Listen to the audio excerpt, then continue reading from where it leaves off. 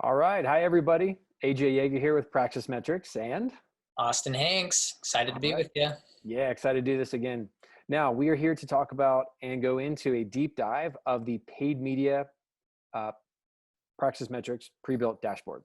So you might have seen this on another video for the digital sales or some other part of the dashboards that we build, but this one is specifically about advertising and paid media. So now we're going to go ahead and jump in and show you what this is all about. Show you how to use the tool and how to use the dashboards. And we're really going to have a conversation about marketing itself and paid media and how like the data is going to tell a story here for you when you're going to use this. Now, I want to preface this in saying this dashboard is fantastic for internal marketing teams that are either doing their own paid media, meaning they're spending money on Facebook, they're doing Snapchat, they're doing YouTube marketing internally, and that's great. And as well as working with agencies. So if you're an internal team that's working with agencies, this is a great way to make sure that you're keeping everybody accountable and being able to see the real raw data coming from the platforms. So anything else to introduce, Austin, that you think would be important? No, I'll just say that one of the reasons I love this dashboard is because it pulls all the different sources into one place. So you're not logging into Facebook and then switching over to Google Ads and then into Snapchat to get all the different numbers. Instead, we're pulling it all together and going even beyond that, because there are other tools that can combine all your ad spend, but having it right next to your digital sales dashboard as well, all in one place, really powerful to get those quick insights and reducing, time wasted. Totally, exactly. So you want to just kind of do an intro, a high-level intro of from top down, because what is unique is that we're not only pulling from the exact platforms individually, but we're also mashing this up together for a holistic view of everything together first. Exactly.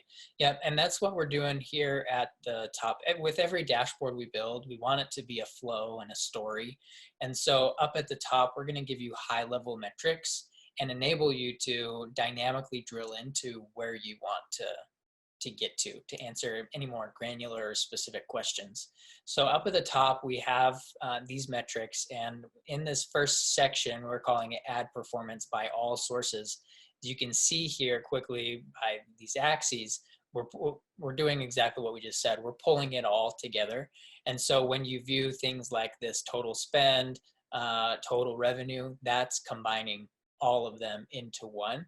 And we'll show here in a second that you can click in and drill, and we'll talk through some certain use cases. But also this one here, we'll dive a little bit deeper, but comparing ads across platform, right? Which is super useful if you're running a specific campaign that is, you're pushing the same ad into different locations. You want to see which one's performing better. You can compare them all together here. But then just scrolling down real quick, we break it out so you have easy and quick access to filtered data if you just want to see what Facebook looks like, just Snapchat, etc., being, the whole gambit down here. So yeah, we're going to start at the top. We're going to go through these, not spend too much time on it, but we want to explain, number one, what they're for, what kind of data is in it, and then how to use it, how to make some decisions from it. Yeah. Another thing I wanted to say is, let's get to the mindset of the paid media. What we're trying to do here is understand what's working and what's not working. Is your money going to things that are creating a return on ad spend, or is it just wasting money? And so there are a lot of different factors in play here that could help understand and maximize the things that are working and double down on those, and then cut the waste, cut the ads, the ad campaigns that are not working for you. And what's also going to be interesting is we're going to break in, show you a way to identify when tracking breaks, right? When there's reporting loss, when nulls happen, like how to then say, hey, your agency may not be aware of this, but if you're checking this on a daily basis and someone's in charge of it, you can keep your agency people accountable and make sure that they're cutting something that may not be tracking or figuring out where that is.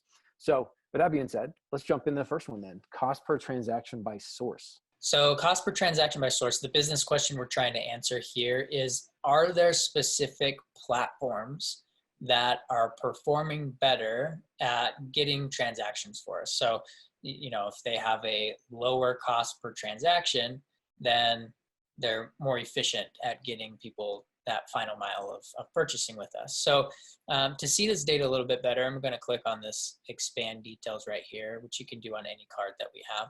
And this card is sorted based off which one is bringing in the most conversions. So we can see that Twitter is reporting a ton of conversions, Yeah. almost double what any of these other platforms are doing. And so, but at the same time, the cost per transaction is really low. Really So low. Yep. if we trust Twitter's attribution, which is, something we need to consider when looking at this data, is it's reliant on what each of the platforms is reporting in terms of their conversions. But, let's just say that it really only costs 39 cents for us to get a transaction from Twitter, whereas, putting out a Google display ad costs $34 to get a transaction.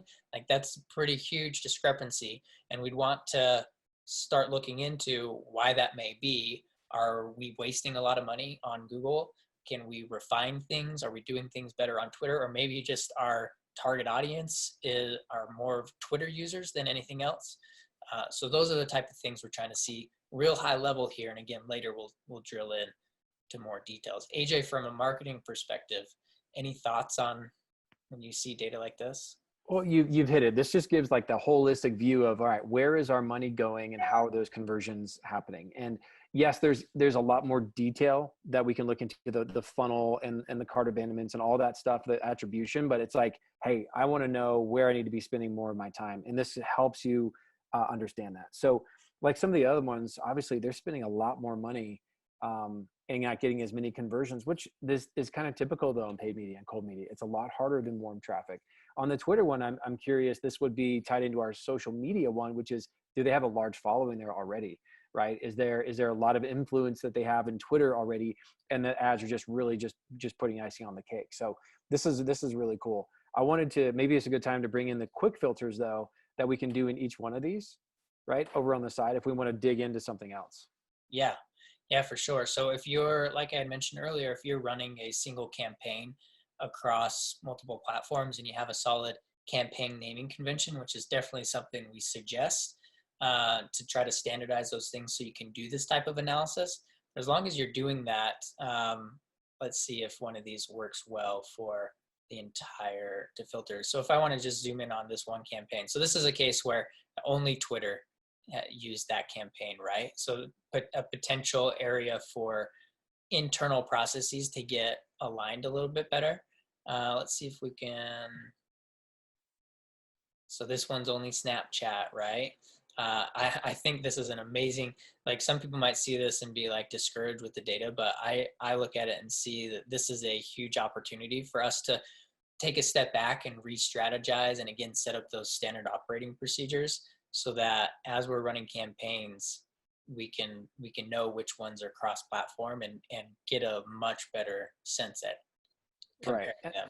And that's a good point. Like this is demo data. We're playing with anonymized data right now. Your data is going to look like your data, and that's going to have a completely different story. So we're doing our best to tell a story here right now. So just bear with us on the demo data. But the quick filter is going to come up time and time again, and we'll show you how those work. But that's a good run through on cost per transaction by source overall across the board. Where are things working, where are things not working, and what should we start maybe backing off on until we can figure out those conversions? Yeah, and again, it's giving you that high level context so that as you go through the next things, you'll have a better idea of what you might want to be looking at or areas to just drill in and focus. Right. And this year-to-date revenue is very similar. I don't think we need to spend too much time on it, but again, it's giving you that high level sense of who's reporting the most revenue, and it's defaulted to year-to-date. So we can see that Google Analytics, we didn't cover this on the last card, but we're bringing in Google Analytics mostly as a comparison because they're going to have a different attribution than each of these individual ad platforms. So it's more just a comparison there. But looking at, okay, so Facebook is bringing in the most revenue, followed up by these Google ad platform sources, right? And we can compare it to spend. So we're just giving that overall sense. We're generating a lot of revenue from Facebook, but as we know that we should never view that KPI in a silo, right? Because you might be spending 3 times as much money on No, Facebook exactly. to get that same amount. So And might just not a be, comment. Oh, sorry. yeah. Go ahead. Finish your thought. I was just going to say it might not be a good thing that Facebook has that much revenue, right? Right. Right. And then I wanted to just comment on the Google Analytics part. Again, the reason we have it there is most of our clients, we recommend having Google Analytics as that other tracking source to kind of compare things to. It doesn't have to be in there. Again, we can remove anything we need to and tweak that. But if it is there for yours, that's why we put it at the top there, just for comparison reasons. Yep, exactly. Awesome. Cool. So these next set of metrics down here, we're trending it over time. We love to see if there are, any outlier days, or as AJ was mentioning earlier, this can give you a good sense for, if something is broken, right? Did you randomly overspend on one day, which we see on this spend chart right here. So to kind of drill into these metrics, we have spend, we've got impressions and cost per thousand impressions, clicks and click-through rate, conversions and cost to acquire a conversion, and then revenue and ROAS here. So if you might have noticed as I was hovering over this spend bar right here, that it highlights that same day on the other charts, so your eye can more quickly zoom in on those. I love this part. And I like just this seeing this view because across the board, I can log in within moments, either on my phone or here, and I can look at my spend by day. So just for example, and you can stay highlighted there, but just looking at, okay, here's my total spend. All right, I get it. And then my daily average. That's a really nice summary to see, like, what am I spending on a daily average right now? And then across the board, I get all those summary numbers right there that I can just jump in here, look and check to see, are we, is there anything that's standing out from that high level? Then when Austin's jumping down here to this other bar, I can see, wow, why did we spend that much that day? Was this planned? Was it unplanned? Right? Did somebody find some trend or was there a big, huge sale? Obviously Black Fridays things are weeks long, usually. So one big day of spend like this, was this a mistake? Was it not? But across the board, we can see, all right, we spent 51,000, but if I jump over to revenue and ROAS, because I want to know the bottom line, well, we made 47,000 something. Yeah. So that's a big cost. And now obviously we made some of that back, but not completely. That's not a profitable campaign. Then that opens up a whole series of questions on how many conversions did we get? How many new customers did we get that we can sell to later on? Yeah. And I see this data, and maybe we spent a lot to get a lot of leads. And we weren't tracking those conversions potentially, and it wasn't actually targeted towards getting orders on that day. Like, you'll understand hopefully what's going on in your business a lot better there and can pinpoint things like that. But just looking at this data, having no other context, I would say that this was a huge mistake. Something bad happened on that day, because as AJ mentioned, this revenue, we didn't see an uptick in revenue at all for that day or the following days, right? So it didn't really result in very good things from that specific day of spend. So, maybe if we look at it from there, maybe assuming that it was a bad thing that happened, we might want to drill in to pinpoint it. And it looks like they caught it, right? They didn't spend, that trend didn't continue, so that's good. But if you wanted to get a sense for what maybe contributed to that, that's where these quick filters can come into better play. And you can use this source one, for example, and we could just cycle through these real quick. Now, Bing was in trend, Facebook was in trend, right? And we could just cycle down through these.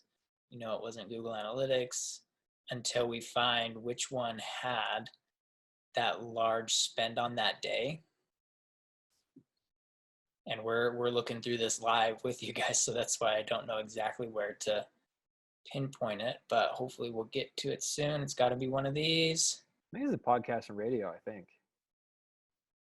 Was I right? Boom, there it was. Yeah. I was right. Yep. Okay. Yeah. Maybe we got Joe Rogan on. Maybe we got on Joe Rogan show and said, let's go all in and get as much exposure as we can. So that makes sense, right? That makes total sense. Okay. Well, it's gonna hit that day. Now, would we want to stop spend just that day because it's like on a podcast? Probably not. But in this scenario, that they took advantage of this data and hopefully acquired a lot of customers. So that's really cool to see, right? Definitely. Yeah. Definitely. And Yep. again, this is over June 27th, 2019 to July. So it's about a month. This is over the last 30 days. Yep. Yeah, we had a couple big spend days, and if we wanted to get even more granular and see which podcasts we were on and which ones we spend, hopefully you have a sense of where you're spending that money Yeah. already. But if you wanted to get granular there. And Austin, before you leave this one, can you explain just the minimum, average, and max? Because I really love seeing those. Yeah, sure thing. So this is, I don't think having an average here works as well with only 3 points of data. Right. But if we were to zoom back out, we just want to know what our average spend per day is. Yeah. This is going to directly calculate that for us. Nice. So we know that 13,000, we can compare this max of 51 and just see how out of range, what an outlier it is from our average. It's actually pulling our average up quite a bit. Way up. Right. That we're much lower here. So, yeah. Very cool. Okay.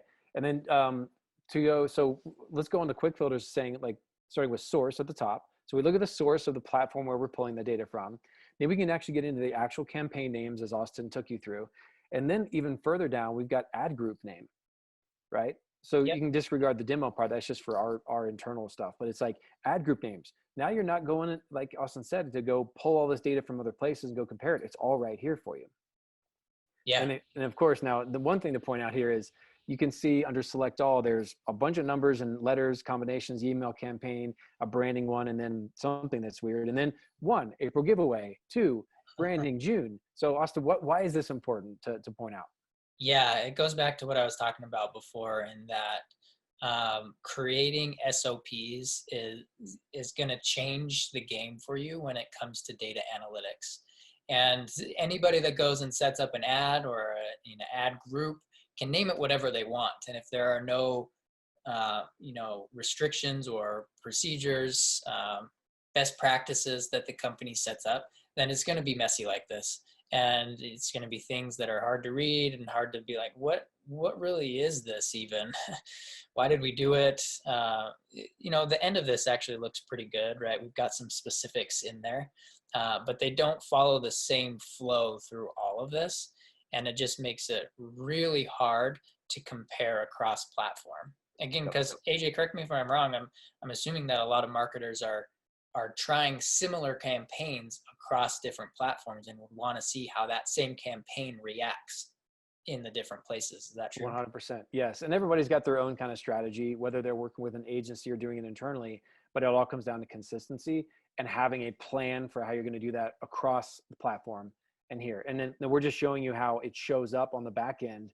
The entry point of the way you do it up front shows a really different story here. And we like clean data, and so you're going to like clean data. So by removing any of those extra pieces or mistakes, we're going to be able to find that and clean it up here. But it's best to do it on the front end, is have that plan so that when we pull the data through, it just looks beautiful like this. These next ones are really good. So thank you for that one. And then we go even further, we can get into ad descriptions as well. So we're pulling all that ad level data, and your tagging system, the way you're naming all of this stuff, is your own creation, but we can match that up in the back end of the data so that when you're scrolling through here, you can quickly know exactly what this stuff means. Yep, exactly. Very cool. So the spend was great. And a lot of these charts are very similar, but we allow you to go from high level roll up of everything to diving in and in that exact chart very quickly, jumping around to your different platforms without spending time, exiting, going into something else. It's just the speed of efficiency here is really great. Exactly. Yeah. And I'd love to move on to these other metrics, because I think, knowing how these can be valuable is a great topic. So impressions, as you're spending, you want people to get eyes on your ads, right? And if there are no eyes on your ads, then there are going to be no conversions for your ads. So you want to make sure that things are getting in front of people and at a good cost for those eyeballs, right? So we've got this cost. The CPM is cost per thousand. You're probably familiar with that metric, but just averaging it out. How much are you spending to get in front of 1,000 people? So we see like these same trends here. We see the big spike from our podcast day. And what's interesting is that we see this big drop off as well. And I want to go back and see if this corresponds to our spend. Do we see the same drop off in spend? Do we have less impressions because we're spending less? Yes, we do. So we just, maybe there was an internal initiative to cut spend for some reason, but we can see that that has impacted our overall, market size that we're getting in front of. But also, it's actually, as that dropped, it's costing us more even now to get in front of 1,000 people. AJ, do you have any insights into why that might be happening? Man, this could be a lot of different things, but it really comes back to what's the source cause? Why did this happen? Was it the spend, or was it something else that influenced it? I don't understand why that would be staying up so high in this situation, because this is not our company data, but it opens up a lot of different questions to bring up to the marketing team, whoever's in charge of this. Who was the ad content changed? All the way down to the page, the landing page where it's going. This just opens up a series of questions for you to go through and check, to create a checks and balances with your marketing team. Exactly. Yep. Cool. I wish I could go into a cooler story, but we don't No. really know, right? Yeah. And we're just trying to grease people's minds to know what sort of things they should be thinking about while they're going through this. So same things with clicks. This is very similar to impressions, but not only are you getting in front of people, but then how many people are intrigued enough to click on your ad. And we see the same trends here. We started to spend less, so we got a lot less clicks. And, we just want to drive that engagement. And this is an actual engagement metric, whereas impressions doesn't necessarily mean engagement. But if somebody's clicking on your ad, that's a good sign that it's a solid ad. So we just want to make sure that these click-through rate numbers are within our goals that we set, right? We want to make sure that we're getting that type of conversion that we want on that top of funnel, that they're doing that initial step of clicking. Perfect. Well said. Yep. And conversions, this is a big one, right? I think this is probably the most important metric of the entire thing, is because if somebody's clicking on it but then doing nothing with it, you're spending for that click, right? A lot of your spend is probably cost per click spend. But if they're not going the next step, we'll want to figure out why, right? And this could, if you have a really low conversion rate or cost per transaction, maybe something's broken after the ad. Maybe you can start to split test the landing page that it goes to, or what offer you send them or put in front of them when they first get to their website. Yeah, all so many different variables. Like if we were to look at the story where, it wasn't based on our decision to stop spending less, but we saw a drop off from the 7th to the 8th like that, that's a big red flag, right? Starting at the top of funnel, was it the ads that changed? Okay, well, if nothing changed there, then it's got to be on our conversion, on our pages, our landing pages, wherever they're going. Maybe something's broken tracking wise. Maybe there's something, Austin, you mentioned earlier, which was going to be about data relaying. Like, are we getting all the right data? Is everything tracking and pushing through here correctly, on not just on Praxis side, but like on the API side as well? There can be several different factors. So you would go from high level, top of funnel, ads, then down to your actual pages, doing double checks on that, making sure everything's firing, making sure some of the split tests maybe didn't take them to the wrong place. And if you did make a change and it's significant drop, why did we keep it there? Why did somebody not say, oh no, which we dropped, let's go back to the original offer that was the control? And then if you can't figure out of those questioning, then that's when we get on the horn with you guys and we help figure out and digest what technically might be wrong on the back end. Yep. Yeah, exactly. And I think that's a good point, that we shouldn't sound alarms.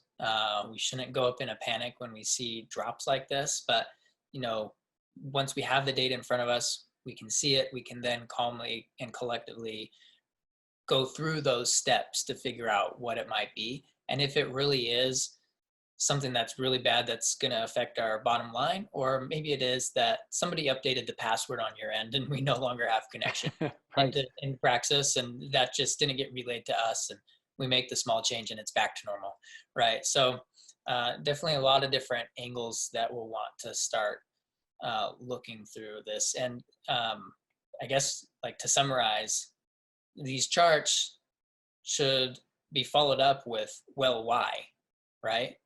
What made that happen? Exactly. And that's going to give you the insights into the actions that you'll want to take from there. Yeah, one thing I want to add to that is if you hover over on the day 7 and 8, if I were there and I saw, and Austin, do the highlights so that it only goes to like 9 and you don't see the rest of it. What we want to do is say, okay, interesting. On the 8th, I'm going to be, okay, why did that drop? What's going on there? Now we see our cost per transaction going up. This is going down. We need to dig into this. And then if we see the next day, okay, this is continually going down, we really need to make sure we're taking action. But imagine not checking this for a week. Imagine not looking at it. You're going to see, and now zoom out, you're going to see, well, that huge change continue to go down. And it didn't finally go up until, almost a week or so later. We want to avoid these kind of pitfalls. We want to get back to where we were on the 7th, or at least close to it. So by monitoring these and having something own that data, own that piece, and sometimes you can't depend on your agency. They're going to maybe report on a weekly basis. And of course, you don't want to freak out at every point, but you want to be able to bring these things up so that days, weeks don't go by without this changing. Exactly. Yeah, because not only are conversions going down, but it's costing you more to get them, right? And very often, the more you're willing to spend, the cheaper it becomes. So we've got some scale going on here with this data, right? Where, and I guess just one other point I want to call out from here is that having this paired with your digital sales data is so powerful, right? Because if you know that on average, it costs you $2 to acquire a customer, and maybe in that initial order, you've got a really cheap product offering and it only costs them $5, you might think that you're only making that $2 per customer in profit, right?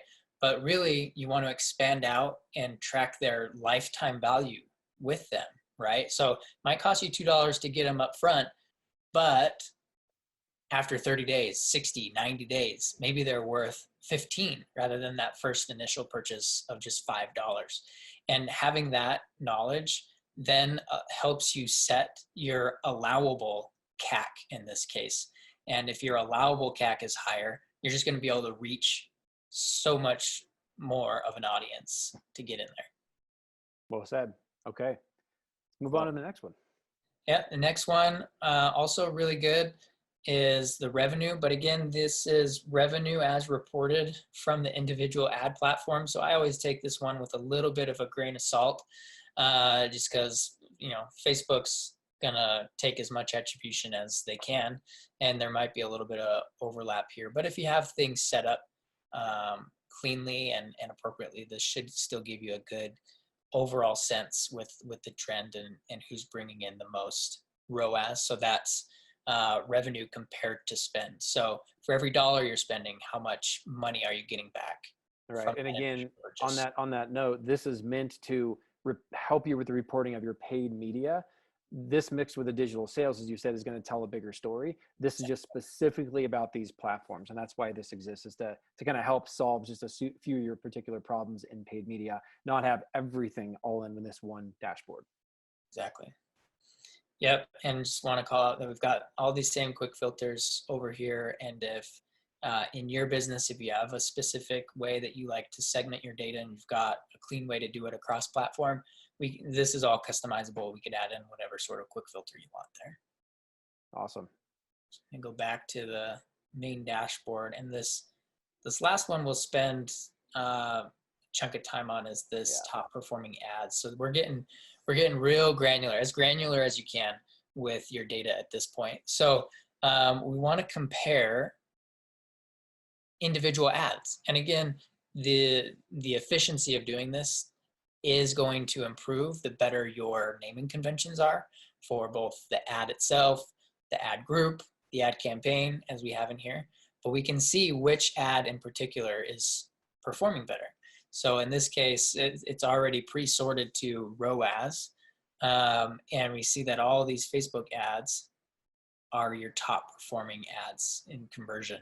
And you've got to get to, what is this, like the 8th, 7th ad is from a different platform, Yep. Snapchat. And it's quite a bit lower. But I just want to call out a different feature here. And actually, it might be that when you watch this, we're in a beta to updating it to where you can just sort right here. But if you don't see a sort button right here, you can always just click on this table view right here. And this allows you to sort the metric, any metric that you want. So if you want to know which ad in particular you spent the most money on, you'll sort that, and you can see there's that podcast. Oh, Sean Hannity, that's where we spent it. Lots of money spent right there. Bing spent a lot of money on this Bing ad, right?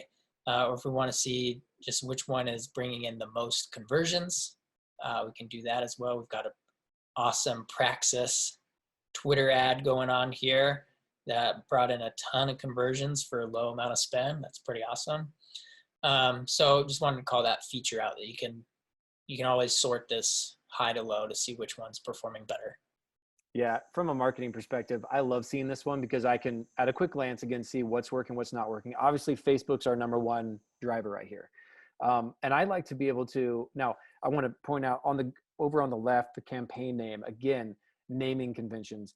We have this here for a reason, to kind of point out these are really long. These are maybe a little bit complicated, but maybe they are complicated for a company that's doing a lot of different ads, and they have to be that way. So this is just going to change for you based on how you're inputting it. And then the actual ad over here. So some of those you can see there's different names in there, but it'll be cleaner based on however you do this. But for me, I love coming in here to look at what am I totally spending? What is the revenue that's coming back?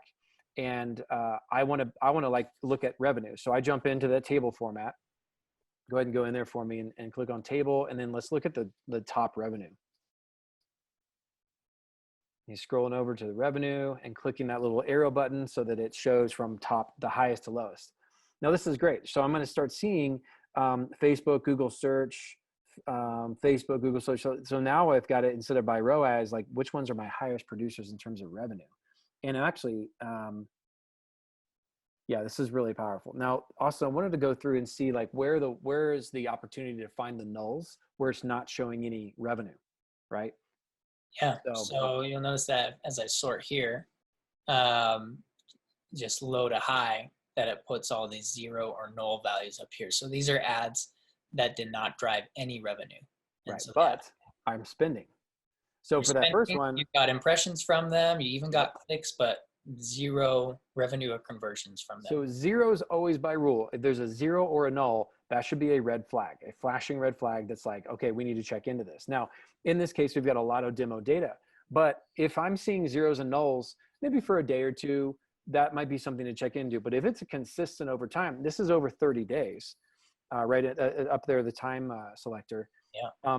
I want to know, well, why am I spending all this money? Now, if you keep scrolling down here, there's one that's showing I'm spending a lot of money and not getting a lot back. So there's, keep going down. Well, $200 here and there. This is all adding up pretty quickly. So $7,000 on a YouTube ad. $7,000 on a YouTube ad, but I've got 0. Now that the 0 means the tracking's in place, but it is not performing. Who in their right mind spent $7,000 without turning this thing off, right? Or what, did we have a minimum and maximum budget here? Or was it just kind of a free for all? That's a lot of waste. We want to cut that stuff, especially when we're starting off with a new campaign. So this thing you can go through and have a checks and balances with your own internal team or with agencies. Hey, agency, why did we run this ad and it wasted our money, right? So this is just a great way to jump in and do ad hoc analysis on all of your platforms and all the advertising you're doing. I love this part. Yeah, it's awesome.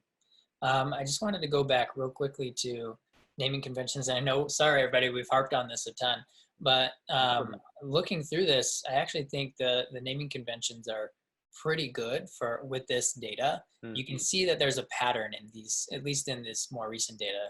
And we've got probably some historical stuff that's bad over here, but we see, okay, retargeting, prospecting, conversion, traffic. So these ads are meant for a specific thing, and they're calling that out in the campaign name. Now, if this was fully standardized across all their ads, then we can create direct quick filters here. You know, you can imagine a quick filter that's campaign type, and it would have retargeting, Hmm. prospecting, conversion, right? Whatever that breakdown is. And we could parse that out if you're following these nice patterns. But even without that, right, we can come in here and deselect everything. And if I say, I just want to see how all of my prospecting ads are doing. So prospecting, right?